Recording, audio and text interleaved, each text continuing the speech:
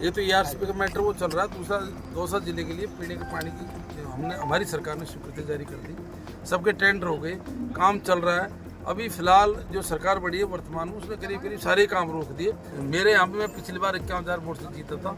और बीजेपी क्या है कि धर्म के नाम पे, जाति के नाम पे, अफवाह फैलाने के नाम पे जनता को भ्रमित कर देती है और भोली भाली जनता गांव की भ्रमित हो जाती है। यदि आज दोबारा चुनाव हो जाए तो सारी सीटें कांग्रेस की हैं, क्योंकि जब से बीजेपी की सरकार बनी है इसने सारे काम बंद कर दिए, विकास के सारे काम बंद कर दिए, डेवलपमेंट के सारे काम बंद कर दिए। हमारे यहाँ लाइन लग रही है, 1.5 साल टिकट मांग रहे कौन हर विधानसभा क्षेत्र में 10 सुबह से शाम तक। बीजेपी के अंदर तो होंगे 5 लड़ने वाले, कांग्रेस के अंदर है 150 लड़ने वाले। देखो करोड़लाल मीणा ने 5 साल तक बहुत बड़ा संघर्ष किया था और मैं समझता हूँ कि छोटे छोटे मुद्दों को लेकर के और सबसे ज़्यादा पीछे हमारी सरकार के पीछे पड़े थे करोड़लाल मीणा पड़े थे। तो सरकार बदले उनकी अहम भूमिका है, लेकिन उनको जो पद दिया गया है उनके कद के हिसाब से नहीं दिया गया और मैं समझता हूँ इसका बीजेपी को नुकसान होगा। मौजूद हैं दौसा विधानसभा क्षेत्र में और यहाँ के विधायक और पूर्व मंत्री लगातार यात्रा कर रहे हैं। इनसे सीधा पूछते हैं क्या खासियत है इस यात्रा का और लगातार चुनाव के बाद में अब विपक्ष की भूमिका भी निभा रहे हैं। सर लगातार यात्रा दिखा रहे हैं, पहले अपने धन्यवाद यात्रा पर क्या कुछ खास है धन्यवाद यात्रा का? देखो पूरे विधानसभा क्षेत्र ने हमको अच्छे वोट दिए, करीब 30-32 हज़ार हम जीते और मेरा शुरू से सिस्टम है और जहाँ जहाँ हम वोट मांगने जाते हैं चुनाव जीतने के बाद में वापस लोगों को धन्यवाद देने के लिए उनका आभार व्यक्त करने जाते हैं और साथ साथ में वहाँ की जो लोकल समस्या होती हैं, छोटे मोटे काम होते हैं, उनको हम लिख के ले आते हैं। तो इससे वो हमारे पास में पूरी कंसोलिडेट रहती है समस्याएं, तो जैसे जैसे मौका लगता है उन समस्याओं का समाधान करते रहते हैं। और साथ साथ में जो व्यक्ति वोट देते हैं, महीने भर हमारे साथ में घूमते हैं, दिन रात चाहते हैं, तो वो जनता भी ये चाहती है कि भाई जिस प्रत्याशी को हमने जिताया है वो एक बार हमारे बीच में आए, उनका आभार व्यक्त करने।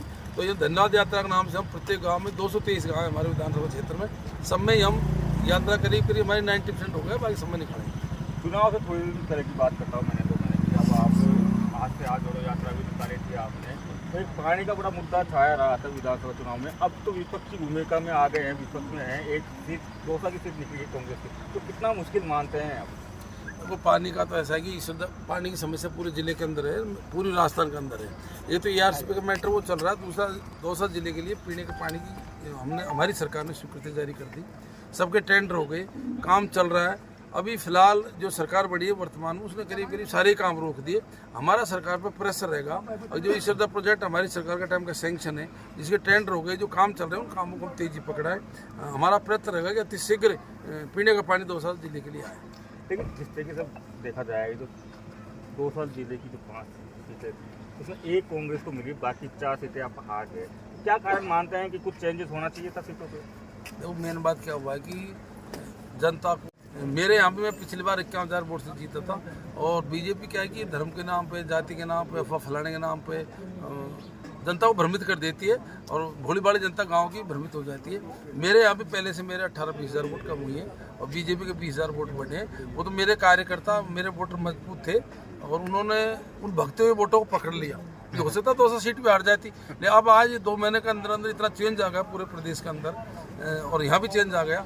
यदि आज दोबारा चुनाव हो जाए तो सारी सीटें कांग्रेस की हैं, क्योंकि जब से बीजेपी की सरकार बनी है इसने सारे काम बंद कर दिए, विकास के सारे काम बंद कर दिए, डेवलपमेंट के सारे काम बंद कर दिए। हमारी जो गरीबों के लिए फ्लैगशिप की योजनाएं थी, पेंशन वगैरह, उनमें सब में कटौती कर दी, बंद कर रहे हैं। और यहाँ तक मैं कहूँगा गाँव में जो हमारा किसान भाई ट्रैक्टरों से कमा के खाते हैं, बजरी, भाटे, मिट्टी, मोरम, ये सब उनके धंधे भी बंद कर दिए। आज जनता परेशान है इन लोगों से। मैं समझता हूँ कि शीघ्र इन्होंने सही फैसला नहीं किया तो लोकसभा चुनाव में बीजेपी को इसका नुकसान उठाना पड़ेगा। सत्ता का सेमीफाइनल तो रिजल्ट हो गया, अब सत्ता का फाइनल आने वाला है, किस तरीके के मुद्दे रहेंगे और क्या कुछ तैयारी है कांग्रेस?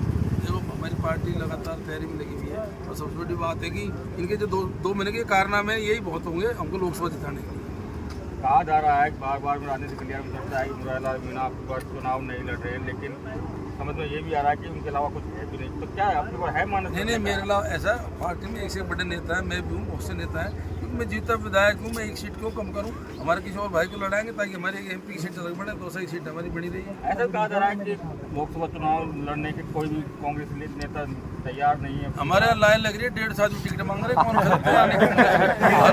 हर विधानसभा क्षेत्र में 10 सुबह से शाम तक। बीजेपी के अंदर तो होंगे 5 लड़ने वाले, कांग्रेस के अंदर है 150 लड़ने वाले, लाइन लग रही है। देखते हैं सचिन पायलट को प्रभारी बनाया गया है, सचिन पायलट को वहाँ का छत्तीसगढ़ छत्तीसगढ़ का प्रभारी बनाया। सचिन पायलट ऊर्जावान नेता है, निश्चित उनके महासचिव बनाने का और प्रभारी बनाने का फायदा होगा।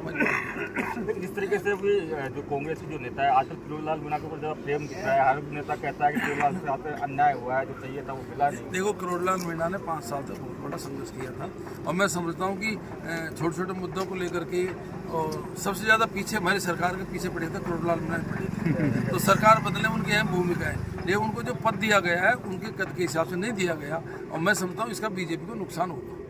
जी धन्यवाद बातचीत। तो ये थे विधायक मुरारीलाल मीणा ने कहा कि लोकसभा का चुनाव आ रहा है, लेकिन अब की बार जो समीकरण है कह रहे हैं कि जो कहता है कि हमारे पास उम्मीदवार नहीं है, लेकिन हमारे पास उम्मीदवार है। संदीप मीणा, 2 राजस्थान तक।